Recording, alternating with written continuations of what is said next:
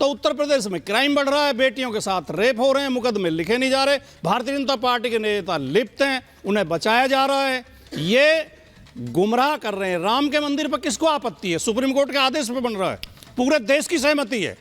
किसी मुसलमान ने, किसी हिंदू ने, किसी सिख ने, ईसाई ने, किसी ने ऐतराज नहीं किया, किसी पार्टी ने ऐतराज नहीं किया, सबकी आस्था है, लेकिन इन्हें राजनीति करनी है।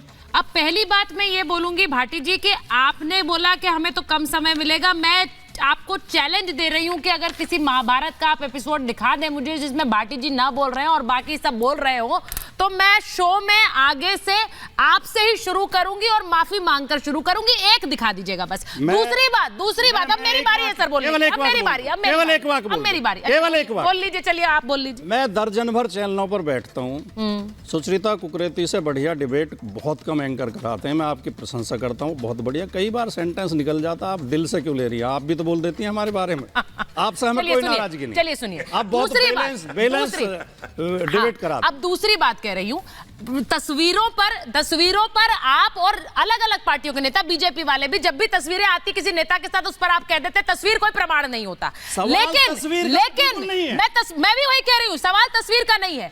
अगर इस दुष्कर्म के बाद भी त्रिपाठी जी सजा ना मिले और आप लोग उस मामले को इस तरह से टालेंगे तो राम तो आएंगे लेकिन राम राज्य नहीं आएगा। भाटी जी के सवाल से पूछ रही हूं, इस पर जवाब दीजिए, फिर आगे बढ़ूंगी। देखिए, मुझे थोड़ा सा समय दीजिए। बोलिए त्रिपाठी जी बोलिए।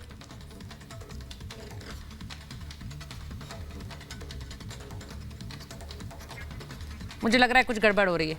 राकेश जी, आपको आवाज अगर आ रही है तो बोलिए प्लीज।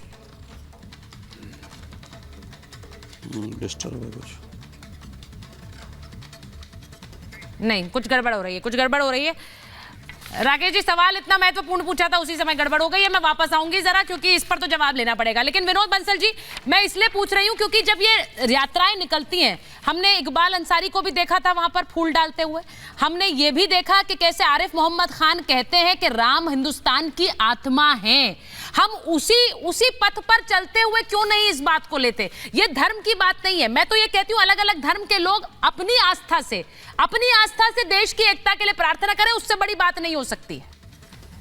बिल्कुल, देखिए, चाहे बात आरिफ मोहम्मद खान की हो या शबनम की हो या एपीजे अब्दुल कलाम की हो, इकबाल की हो या किसी और की हो, मैं कहना चाहता हूं, देखिए, जो लोग फूल बरसाते हैं ना, वो इनको फूल नजर आते हैं, और जो पत्थर बरसाते हैं वो इनके आइकॉन बन जाते हैं।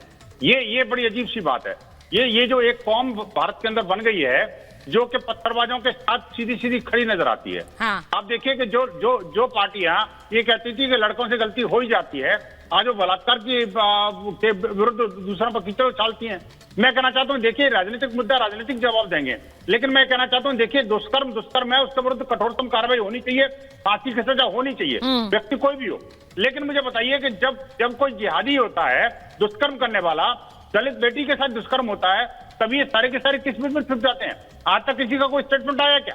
कभी नहीं किया। विनोद जी, नफरत फैला रहे हैं आपके चैनल पे, नफरत का एजेंडा चला रहे हैं, बहुत खतरनाक है। दो कौमों के बीच फैला रहे हैं विनोद जी। अपराधी होता है, कौम से उसका कोई संबंध नहीं होता। आप पूरी एक कौम को निशाने पे ले रहे हैं, ये देश के लिए बहुत खतरनाक है और किसी जिम्मेदार चैनल पे इजाजत नहीं दी जानी चाहिए। आप अपना नफरती एजेंडा चैनल पे चलाएं।